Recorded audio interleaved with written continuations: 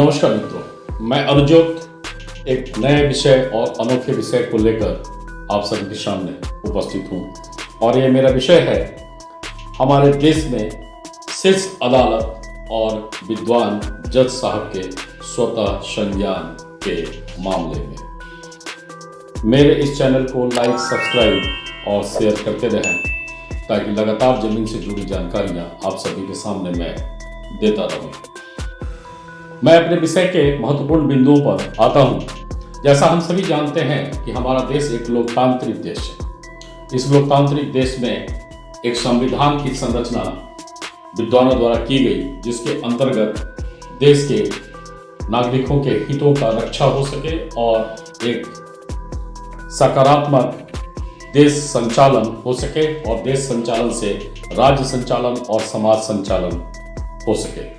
और इन सबको समय समय पर दिशा निर्देश देने के लिए पूरे देश में कई शीर्ष अदालतें हैं और उन्होंने भी कई बार अपना बहुत ही महत्वपूर्ण रोल देश को दिखाया है, देश के राजनीति को भी दिखाया है। अब मैं इसके एक महत्वपूर्ण बिंदु पर आता हूं जो स्वतः संज्ञान से संबंधित है। जैसा आप सभी को ज्ञात है कि कुछ दिन पहले दिल्ली के मुख्यमंत्री श्री अरविंद केजरीवाल जी एक घोटाले के आरोप में गिरफ्तार किए जाते हैं। जैसे ही उनकी गिरफ्तारी होती है, उनके शीर्ष नेता देश में एक तांडव करते हैं। और ये तांडव ऐसा वैसा नहीं, वे सीधा देश की शीर्ष संस्थाओं पर आरोप और प्रत्यारोप की झड़ी लगा देते हैं, लगातार जनता को भ्रमित बयान देते हैं। ये भी एक राजनीतिक दल है और उनके कई फॉलोअर हैं।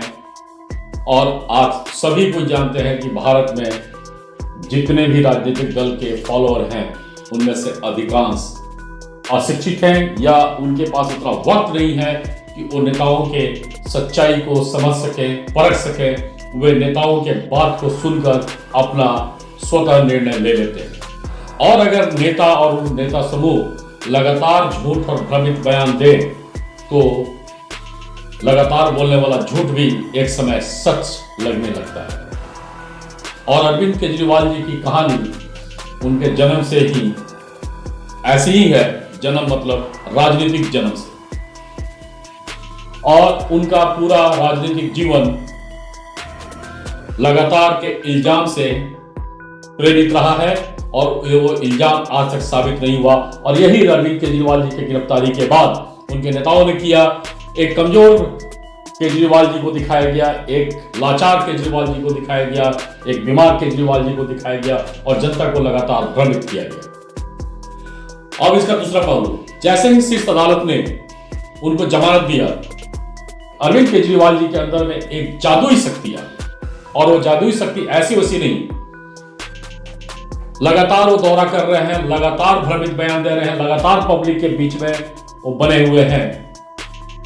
इसमें किसी को कोई आपत्ति नहीं है। आपत्ति इस बात से हम सबको होनी चाहिए, हमारे शीर्ष संस्थाओं को होनी चाहिए कि जो व्यक्ति के फॉलोअर कल तक उसको लाचार, कमजोर, मजबूर बता रहे थे, वो 24 घंटे के अंदर इतना मजबूत कैसे बन जाता है कि वो कोई भी अपने फॉलोअर को, किसी भी फॉलोअर को प्रभावित कर सके। ये एक बहुत बड़ा मुद्दा है राजनीति में, चाहे वो अरविंद केजरीवाल जी हो या अन्य कोई भी। अगर किसी केस में वो कॉन्विक्टेड है, उन पर किसी भी तरह का मामला विचाराधीन है, तो या तो वो जेल के अंदर भी मजबूत रहें और बाहर भी मजबूत दिखें। जेल के अंदर कमजोर दिखना और बाहर आके मजबूत हो जाना, ये सीधा एक लोकतंत्र का मजाक है। और हमारे माननीय कई अदालतों ने कई बार स्वतः संज्ञान लेके कई महत्वपूर्ण विषयों पर जनता का ध्यान आकृष्ट किया है। और मेरा अनुरोध होगा शीर्ष अदालतों से, शीर्ष जजों से कि ऐसे राजनेताओं के मामलों में आप त्वरित संज्ञान लें ताकि वो जनता को भ्रमित न कर सके। जनता को भ्रमित करने का मतलब देश में अव्यवस्था, समाज में अव्यवस्था, राज्य में अव्यवस्था। कई लोग जेल के अंदर बंद हैं और अदालतें और जज उन पर काफी कड़े हैं, लेकिन राजनेताओं को इस तरह से छूट देना ये किसी भी देश का नुकसान हो सकता है, समाज का नुकसान हो सकता है।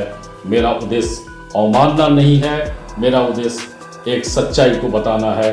और उम्मीद होगी कि इस तरह राजनेताओं के क्रियाकलापों पर हमारा संविधान, देश, हमारा अदालत जरूर रोक लगाएगा। धन्यवाद। I step up to the mic, gonna make it swing.